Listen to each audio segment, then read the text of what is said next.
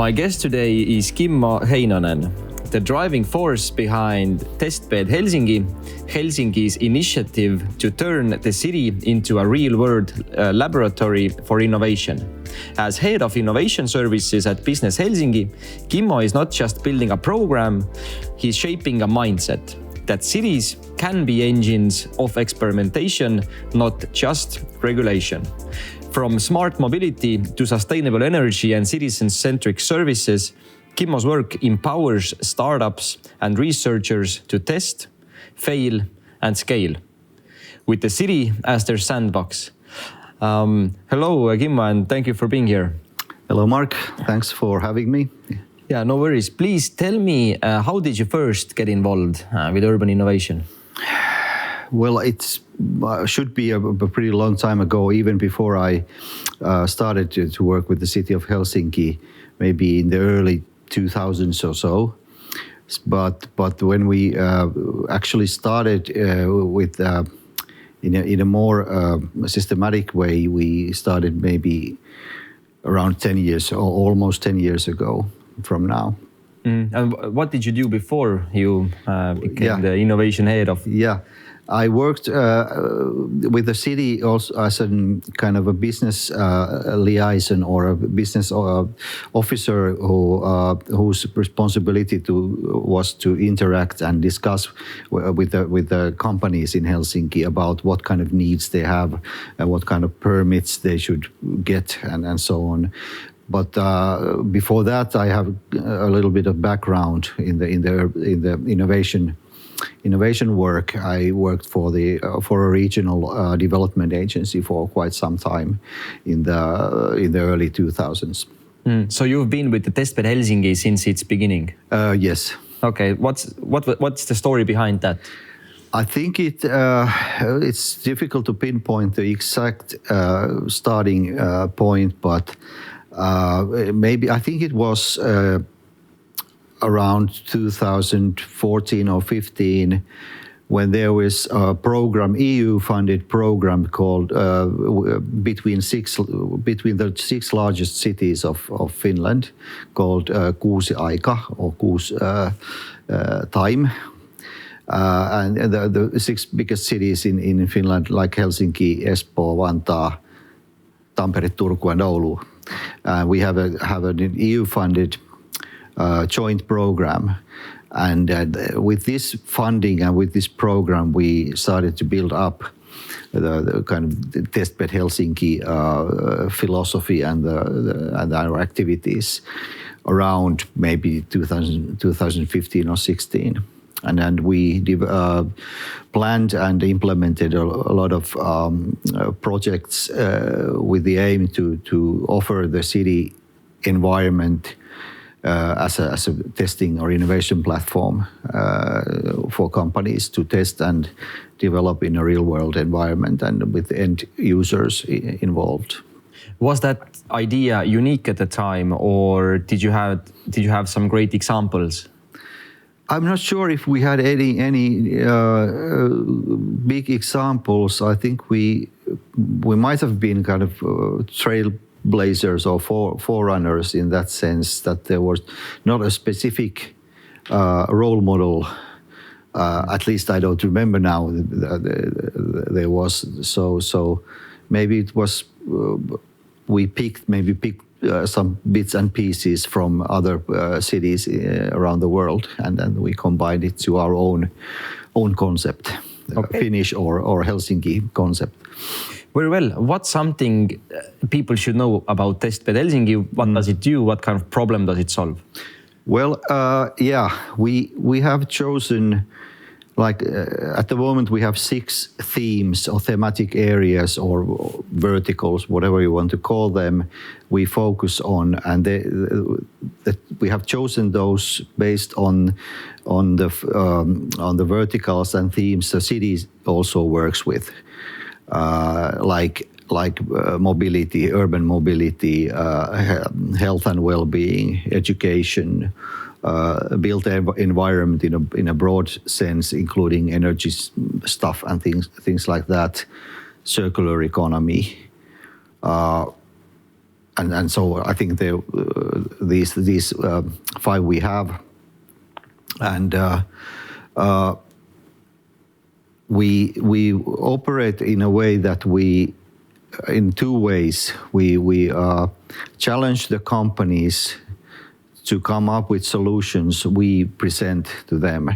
So if we have a problem, the city has a problem or challenge with how the kids could learn languages, or how to operate automated vehicles in the city environment, or improve energy efficiency in the city-owned real estate. So then we invite them to come and with their ideas and suggestions and products and services, which could help us with that. So this is maybe the main route to Testbed Helsinki. In addition to this, we have the companies can approach us and request the possibility to come and test and develop their product or service with the city of Helsinki. So it's a 2-way street. But the most successful this far have been those which are based on the real needs of the city and the end users. Mm-hmm. So in terms of companies, they can apply to solve your challenges or help to solve your challenges. Yeah. Do you usually take a consortium of companies to help you solve one particular challenge, or is it one challenge, one company? How does this work? Yeah, many often we pick or select 2 or 3 different kinds of solutions and see what would suit best to solve the problem. There might be maybe 20 applicants, and then on average, and then we will pick 2 or 3, and we will cover the costs for the company for doing this piloting and co-creation with us. And do you work with companies globally, or is it just Finnish? Yeah, we work globally. Majority of companies are of course from Finland, and especially from Helsinki and Helsinki capital region. But we have had maybe an increasing number or an increasing share of companies can be from other parts of Europe or other parts of the world. Any interesting examples or any unusual projects that you can discuss? The most recent one, I think we have been strengthening our discussion and cooperation with Tokyo, city of Tokyo, Japan. And one recent pilot we had with a Japanese company who have developed and invented a glass window surface which collects energy from the very low level of light also. Produces energy which can be utilized and it was implemented in Maria 01, which is the startup hub in Helsinki, in the old hospital area. So it's like a see-through solar panel. Yeah. That's okay. How did it turn out? Was it useful? It turned out pretty well, I think, and they were pretty pleased, and they got a lot of information on how this could work in the northern parts of the world, because the light is very different, and it's in the winter time. It's light is so scarce, and then suddenly in the spring there will be more and more light, and they got a lot of data on that. We were also able to connect them with some Finnish researchers and some venture capital people as well. Very cool. Yeah, it makes total sense because when you're coming from this equatorial climate, then the sun is up above your head, and then it makes sense to put a panel looking straight up. But as us in that latitude that we are, or longitude, I'm not sure, then the sun is more coming towards that angle. So it makes total sense. I remember in Tallinn, there was a company from Netherlands that came up with a solar panel that can move itself. Yeah, okay. And their mounting position was also on the wall. Well, it's not a see-through and as cool as it as your Japanese company might have been. Yeah. But they could move it towards like where the sun is currently. Yeah. And that was really cool. So you mentioned they were in Maria 01, but when companies want to test something with the city departments, then there's this kind of conflict with their startups' agility, but city departments' bureaucracy. Can you attest that you've done a great job being the center man or hosting that collaboration? We've been trying to do our best, and we have slowly improved on that. The ability of the city officials and different divisions and departments of the city, their ability to work with a startup, especially their ability to work with a large company, is better than to work with a startup, because the startup often cannot. They might not have even a market-ready product or an MVP. So and they're less capable of delivering the maybe large amounts or of this product or service. So, but we've been improving on this, and we because the city of Helsinki, the organization is huge. We also have city-owned companies we can work with. For instance, we have our own energy company. Our port of Helsinki that also can be part of these development or innovation work with companies. But of course, there is still a lot of risk aversion. The kind of people being a bit afraid to fail, to spend money on something that doesn't work. Procurement procedures and instructions can be quite tricky as well. And then there are some other regulatory things like the personal data related GDPR issues. But we've been improving, and we work with quite a large amount of companies at the moment. When you take the company's perspective, then who is your ideal company profile, or even let's dive a bit deeper and more personal level? What do you reckon? How does the entrepreneur look like the ideal entrepreneur who works with you via Testbed Helsinki, that you can see that if you own these kinds of, let's say, personality traits, then you are most likely to succeed? Can you have from your examples? Well, on my team there are people which we call innovation agents, and they work hands-on with these companies. I do that sometimes, but not that often. I try to do as much as I can, but of course an ideal company to cooperate with, or the people there are kind of let's say they kind of find the right word now, but they listen to ideas, and they can be able to listen to the needs of the end user and the city experts, and they can kind of adjust their product and idea to meet the needs of the real needs of the end user. So they are able to maybe do some bigger changes if needed. They can go back to the drawing table and come back with a better plan. Then of course it's ideal that they don't always expect that the city will finally be their customer or buy their product. Of course, I understand this is of course understandable, and we do it maybe more and more at the moment. But this is not our main purpose. Is to give boost to their research and development, so they can come up with a better user-centric, user-driven product solution that can be sold in the open market. So flexibility is what I understood was one thing that you mentioned. The other thing was lack of expectancy for them or for you to procure it eventually. I totally agree. There's same examples in Tallinn.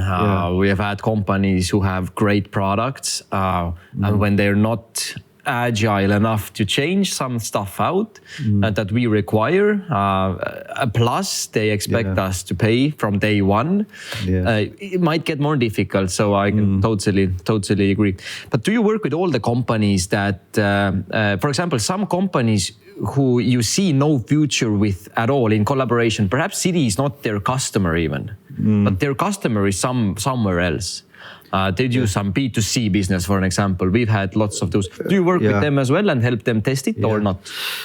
Well, it depends very much on the case. We definitely do more B2B than B2C, but there's a thin line there. What you can, of course, there might be some.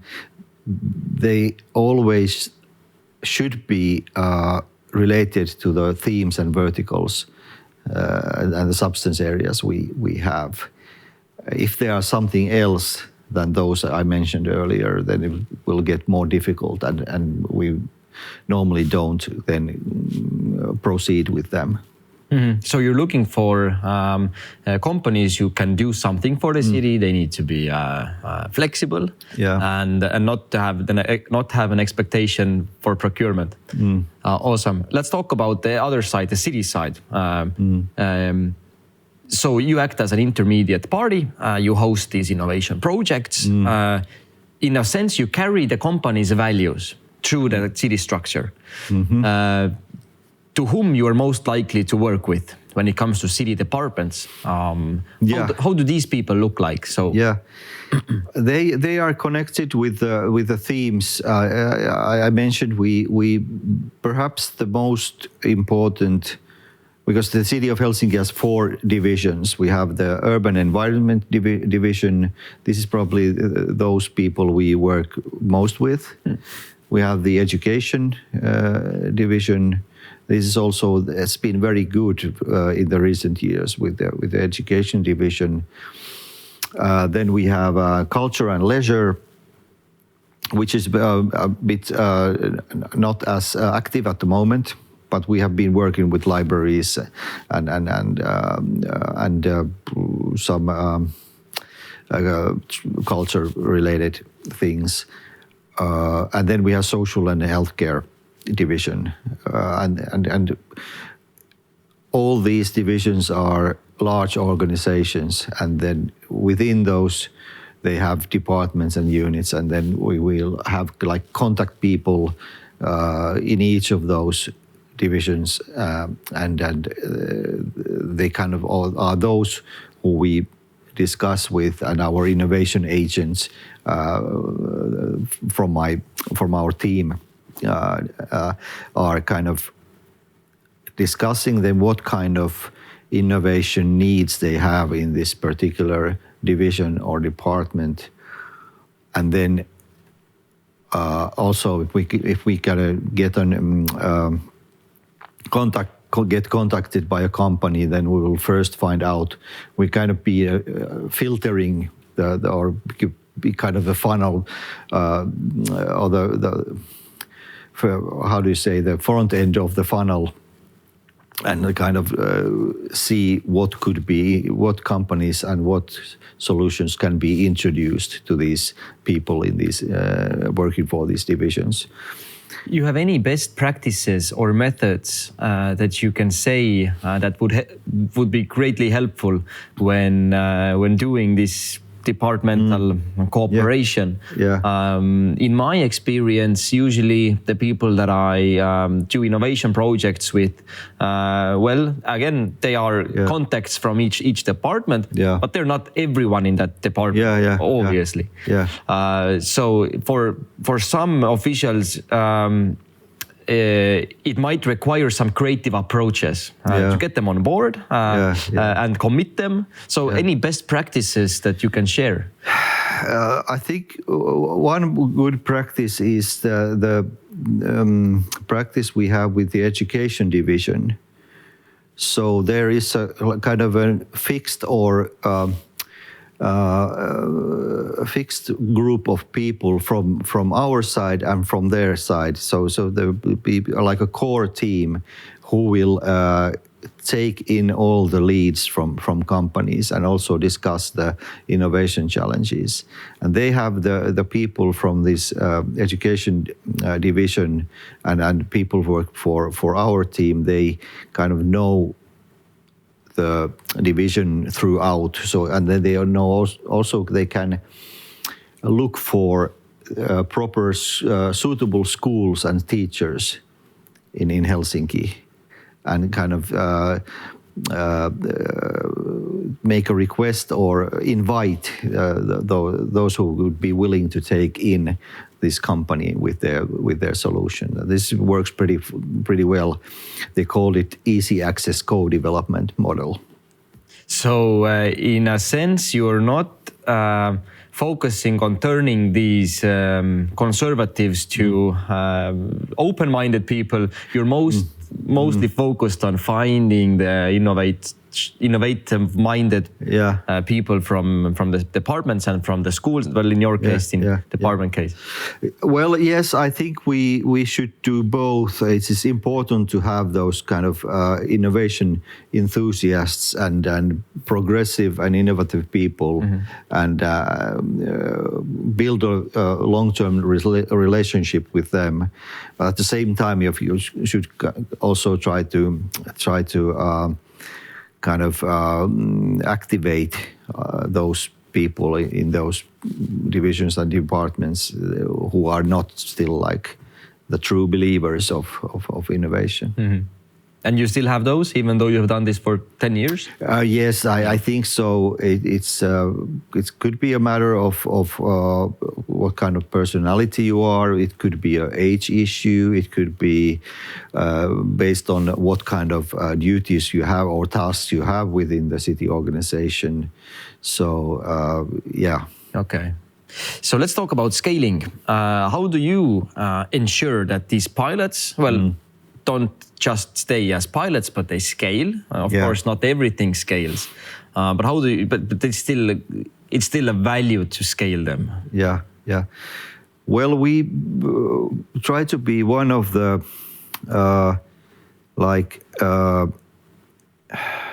loops in the chain, or we can by ourselves to make sure that they will scale up. But we of course we can in many cases we can recognize the potential ones, and we try to give them as much help as possible during the piloting we have with them, and then we will tap them to and introduce them to other partners in the ecosystem, so to speak. They can be research people from universities, they can be venture capital people, they can be people who offer internationalization services at the national level, authorities and so on. So we try our best not to give them something to go on with after we have finalized this pilot or this testing with them.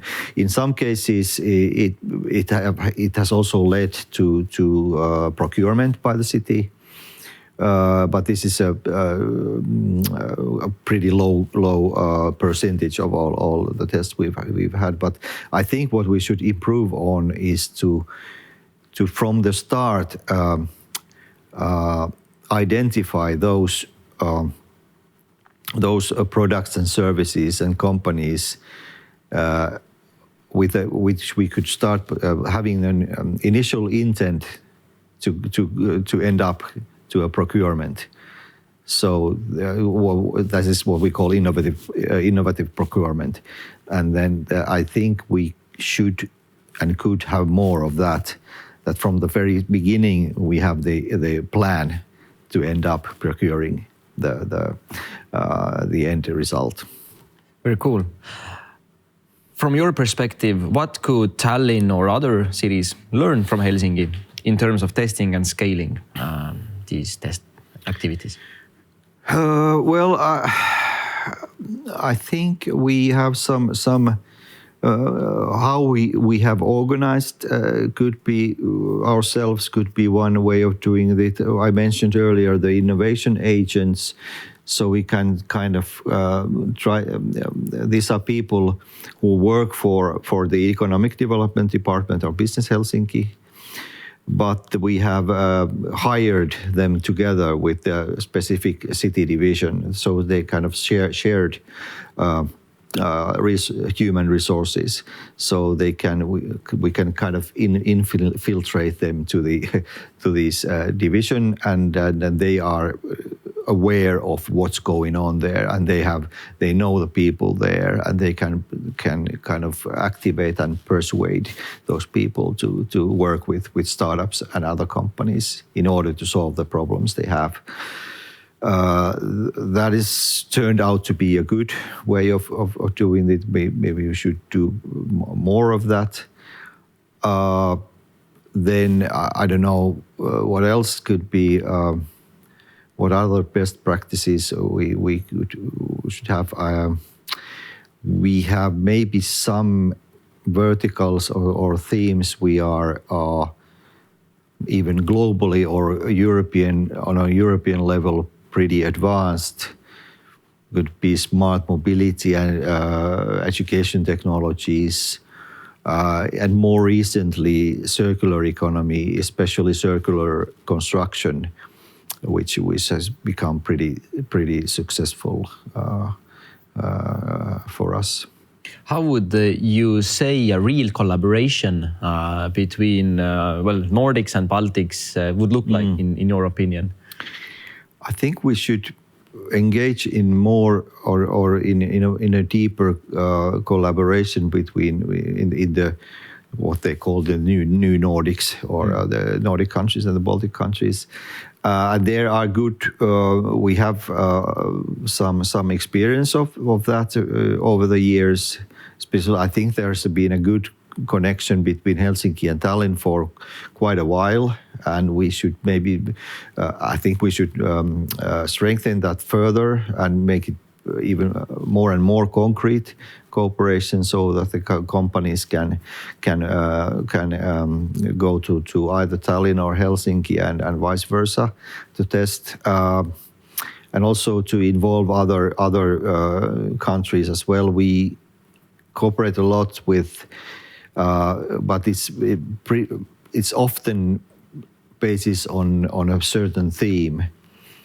I mentioned this circular construction earlier. There's a pretty strong cooperation relationship at the moment between Helsinki, Stockholm, and Oslo. And this is something we should work on even more, and invite others in the Baltic Sea region to come aboard. In which vertical was it again? Circular construction. The construction part. Yeah. What's so unique about this? I think this circular construction is the means that you can, in real terms, is that the ways how you could utilize building parts and materials from demolished buildings in an efficient way, and how you can make business of it. And this is a new thing for everyone. So we are kind of beginning to be advanced in that, but it is a kind of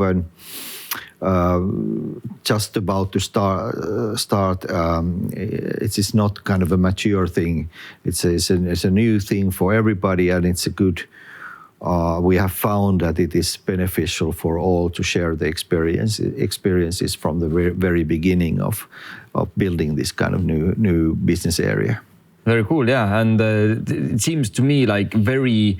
It's not a unique problem. It's something that is universally shared. I'm not sure how involved exactly you are with this, but any great examples already, or are you still at the beginning of this? Well, there is one we have. There will be a kind of a warehouse type of a building near the Helsinki Zoo in Mustikkamaa in Helsinki, which will be almost totally built by these circular building parts and materials. And then we have plenty of other. Maybe I can show some other examples. Well, it can be like a little things. I will just skip. Here is one example where this like a new concrete type of material we've been able to manufacture, or this certain company has been able to manufacture from materials, insulation materials, mineral wool from demolished buildings, and they kind of look like those blocks, and they would be used to build a park in northern parts of Helsinki. Very cool. So it's demolished mineral wool. Yeah. That's the part that's used for insulation. Yeah. Got it. And this turned into used to manufacture this kind of new material. Here's another example of how windows from demolished buildings we've been using in indoor partition walls in an office building. Okay, it seems to me like a really straightforward case when you're demolishing a building. Yeah. Please don't break the windows. You might want to use them. Yeah, but it's highly technical, and then there is a lot of regulations there, and you have the kind of regulation barrier. And it's you could imagine that it's easy because everything has to be approved by officials that they are not dangerous and they do not contain any toxic materials and so on. So it looks simple, but it's not. Okay. Well, I trust you. That is not simple. Yeah. But it's very physical and visible. So you can kind of. For sure, and I get it. It's a small-scale test currently, and your guys are looking for new applications for this. But I don't have the picture of the. It's a kind of a large warehouse building which is being built now, but it will be finalized later this year. Okay, and this is the first building that will be. It is the first building, at least in Helsinki, or probably many other countries included, to be and it's been in strong collaboration with Aalto University, with the technical university in Espoo. So there's a lot of research behind that also. Last episode I had Christopher Lyrhem from Stockholm here, and if I remember correctly, then he was talking about circular materials, and that they will be the future, big thing in the future, and the incentive behind it was that companies need to make stuff that lasts, and they need to make stuff that's modular. That comes to the construction too, in a way that you build something that can be reused and remodeled, so you don't demolish it down and build a new thing. Yeah, there's a kind of a double benefit. Is the climate thing. You have to make sure that the CO2 emissions, because the construction sector, I think it's a big, if not the largest emission source. And then, of course, the potential for new business. Although Christopher also mentioned that the mother of all incentives is the economic incentive. Yeah. So unless you make it economically viable and motivating for all the parties, then it will happen. The stuff that you just showed us, is it economically viable or not yet? Yeah, maybe not yet, but they will.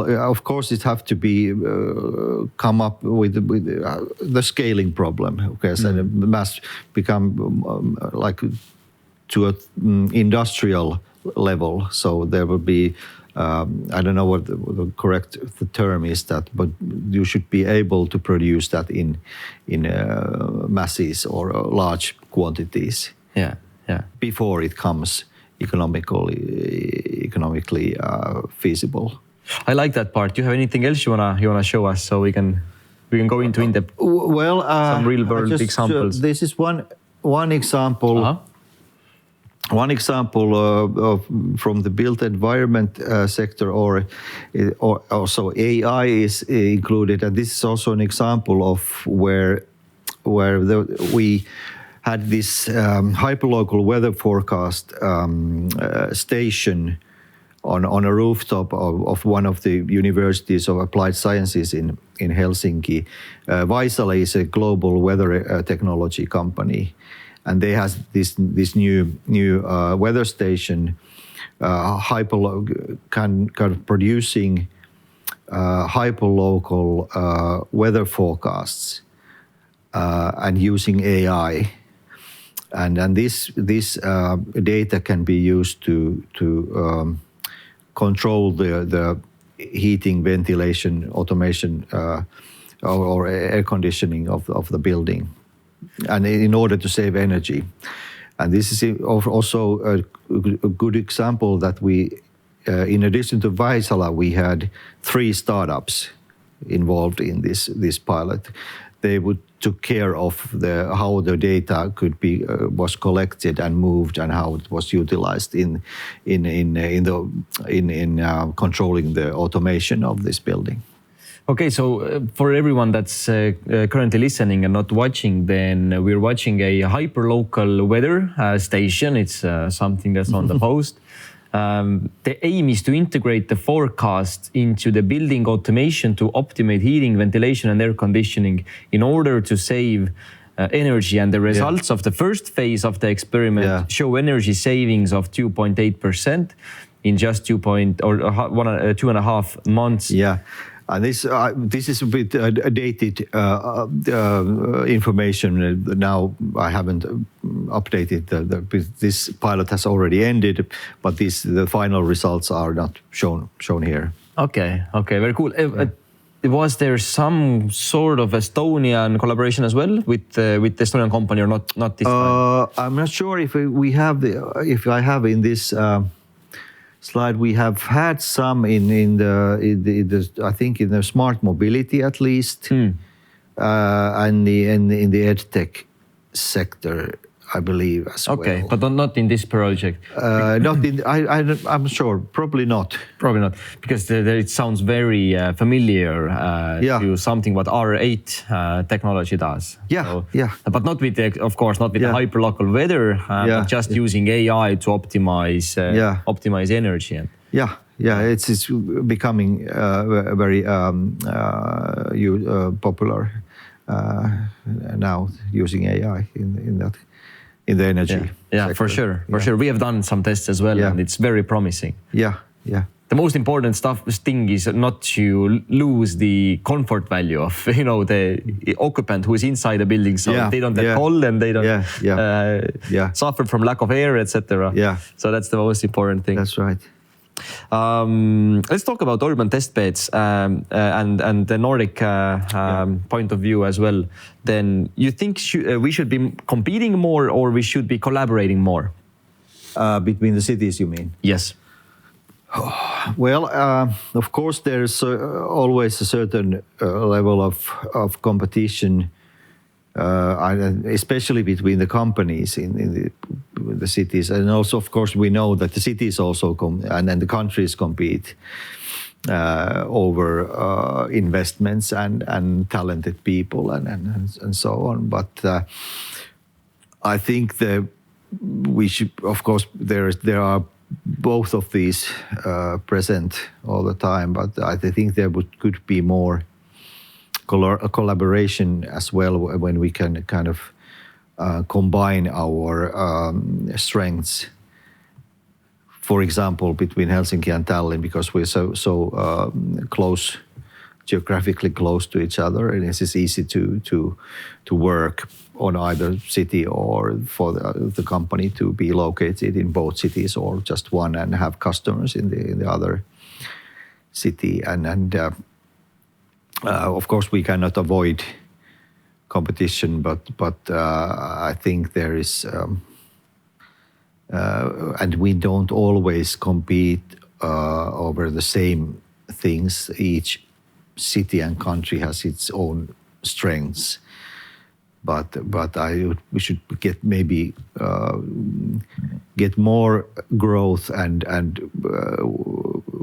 well-being if we combine our strengths. For example, if we look at the new Nordics, for instance, if we want to go to the global markets, the big markets in the Far East, for example, or North America. I'm not sure about North America these days, but let's say like Far East and maybe Africa and places like that. It could be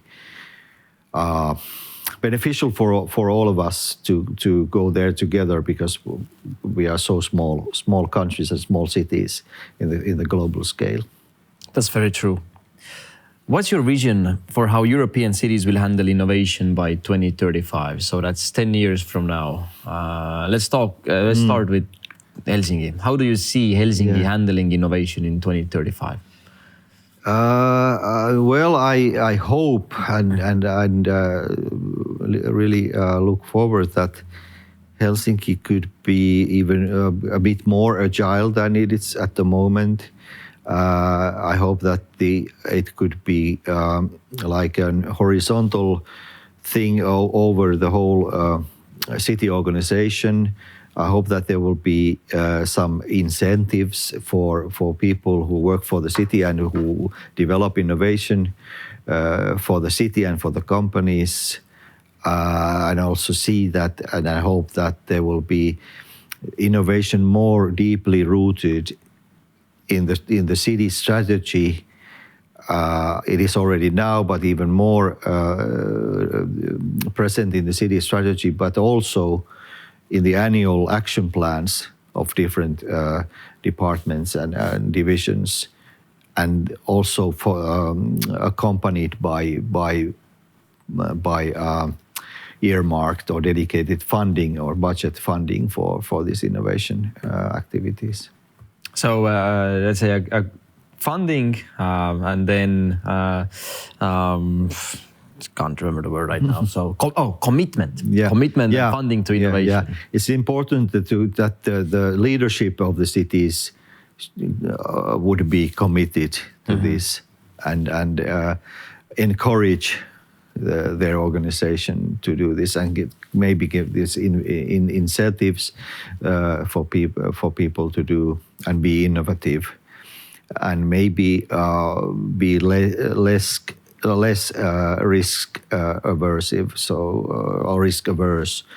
So it's not so serious to fail sometimes. True. Many our listeners and people who watch and listen to us have said that they're very interested in tools, some practical stuff that you use in your everyday work. That's something you want to share. People use AI, tons. So what's something in your personal work or a tool that's helped you that you can say that. Well, I'm not sure I don't maybe have so many like technical or digital tools. I think a pen and a piece of paper are good tools still, for me at least. But we have been developing our customer relations management system, CRM. And we are slowly getting there, that we get like updated information on all the companies and other partners we work with as an economic development department as a whole. This is an important tool. Of course, the social media tools, LinkedIn, maybe especially is a useful tool as well for reaching the target group we look for. and these kind of things. Of course, then the website, which is pretty traditional nowadays, but it's a good to have also that, and you can find the people there and their contact information, the open calls, and examples of what we've been doing in recently. For sure, I'm gonna start using paper and a pen more now. Yeah. So, what's most overhyped tech trend in the smart city space, in your opinion, currently? I don't know if it's any more overhyped, but metaverse. Metaverse might be. That's true, actually. Yeah, because That's it's true. Kind of. At least a while ago, there was a lot of discussion on metaverse, but nobody seemed to know what it was actually. What was the kind of the definition of metaverse and what to do with it? Yeah. Okay. But see this dying down now? Well, I haven't heard for a while. I haven't heard so much people using that term, but I'm not sure if it's so or not. We'll see. Maybe it was too early for its time. Yeah. Maybe it will make a comeback. yeah. It was a bit vague in a way. So that might be one of the reasons. Yeah, that's true as well. What's some best advice that you have received while working with the city and with the startups? Best advice. Well. It's difficult to say if you got advice from your bosses and then some advice from your team members and from our client companies. I see that you're more patient in nature than perhaps do first, think later type. Where you think that's cultivated, or you were kind of born with it? Maybe I'm born with it, and then maybe it comes with the experience and the years you have been doing this. Maybe I think I don't know if anybody said to me, but maybe I could be more like. Another the type you just described, to patient or impatient and or like quicker and grasping and picking up things faster and trying out everything new. So I'm not that fast in that. Got it. So. To close this, what's one insight you hope listeners and watchers will walk away with from today? Well, if you work for an innovative company or have a good idea, then you can approach us and see the contact information from our website. Or in any of the themes I just described, or if you have any other like an innovative idea or concept regarding smart and innovative city or urban development, then it would be very nice to hear. How can people find you? From our website mainly, I think it is the best way. From LinkedIn as well, but testbed.hel.fi is our address to our website. Thank you, Kimmo, for this, and hopefully we will collaborate more in the future. Yes, and exchange our companies and our knowledge. So yes, I look forward to that also. Thanks for the invitation and having me here.